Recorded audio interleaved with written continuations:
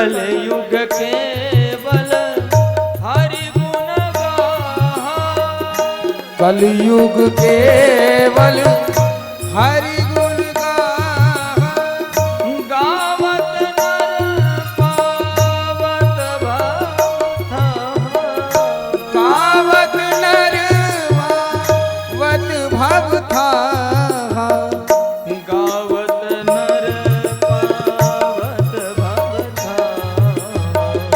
गावत जुग न जग न ज्ञाना, कलयुग जोग न जग न ज्ञान, कलयुग जोग न यज्ञ न ज्ञान, कलयुग जोग न जग न ज्ञान, मा परानी मा पसा, कलयुग जोग न जग न ज्ञान, कलयुग जोग न जग न ज्ञान, एक आधार राम गुण गाना, एक आधार राम गुण गान, एक आधार राम गुण गाना, कलयुग न जग न ज्ञान, जोग न जग न ज्ञान, जोग न जग। जग न ज्ञान। सब जानते हैं, ऐसा नहीं कि हम बता रहे हैं तभी आपको मालूम हो रहा है, हर कोई जानता है कलयुग केवल हरि गुण गाहा, लेकिन मानता नहीं है। तो मन ही मन भगवान राम जी से बात किया, उस समय टेलीफोन तो था नहीं, मन से ही भोले बाबा ने बात किया कि प्रभु आपकी अवतार लीला चल रही है तो मैं आपको प्रणाम करना चाहता हूँ, लेकिन मेरे मन में एक शंका है। भगवान ने कहा क्या है शंका भोले बाबा? बोली शंका यह है कि मैं आपका दर्शन करने आऊंगा और मैं आपको बिना प्रणाम किए रह नहीं सकता, क्योंकि आप मेरे इष्ट हैं। तो मैं आपको प्रणाम करूंगा तो आपकी लीला जो है भंग हो जाएगी, लोगों को पता चल जाएगा कि आप भगवान हैं। क्योंकि भोले बाबा किसी सामान्य व्यक्तित्व को प्रणाम तो करेंगे नहीं।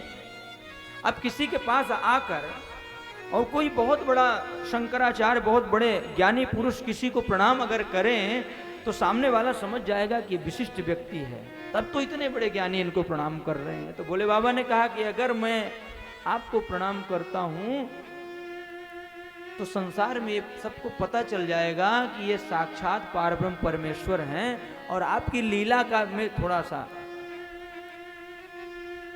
भगवान ने कहा कि चिंता मत करो, ये संसार है, यहां सामने भी अगर भगवान खड़े हो जाए तो भी लोग मानने के लिए तैयार नहीं होते। भोले बाबा ने कहा नहीं प्रभु ऐसा नहीं होता। बोले आके देख लो।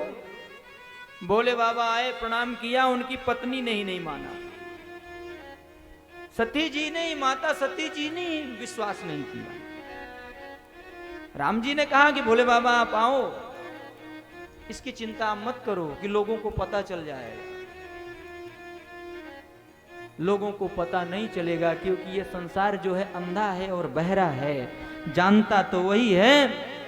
सो जान जही दे हूं जनाई, जान वही सकता है जिसको वो हमारे ठाकुर जी जनवा दे, वही जानता है। जानत तुम ही होई जाई, जानत तुम ही होई जाई, वही जान सकता है जिसको ठाकुर जी जन्माए। माता सती ने ही भरोसा नहीं किया। बोले ये कैसे सच्चिदानंद है? सत्य इसलिए इनमें नहीं दिख रहा क्योंकि इनको मालूम ही नहीं कि माता जानकी कहाँ है, और रो रहे हैं तो आनंद भी इनमें नहीं। ये सच्चिदानंद कैसे हुए? भोले बाबा ने कहा कि देखो मैंने तो प्रणाम कर लिया, तुम्हें भरोसा नहीं है तो जाकर परीक्षा ले लो। भोले बाबा ने तो प्रणाम कर लिया, जय सच्चिदानंद घन पावन, अस कही चले मनोज नसावन। प्रणाम करके भोले बाबा चल दिए। लेकिन माता सती को भरोसा नहीं हुआ। एक बहुत बड़ा प्रसंग है, आप सबको पता है। तो कहने का अभिप्राय है कि इस संसार में भगवान आगे खड़े हो जाएं और कह दें कि मैं भगवान हूं, तो भी कोई मानने के लिए तैयार नहीं है। क्योंकि भगवान की जो माया है, नारद जी ने कहा था कि दो तरफ बहने वाली नदी कौन सी है? दक्ष के पुत्रों से दो तरफ बहने वाली नदी यही है, माया। एक तरफ सृजन हो रहा है, एक तरफ संहार हो रहा है। तो ये भगवान की माया जो है, तो हमें ऐसे लिपटा कर रखती है कि हम सामने होते हुए भी भगवान को पहचानते नहीं हैं।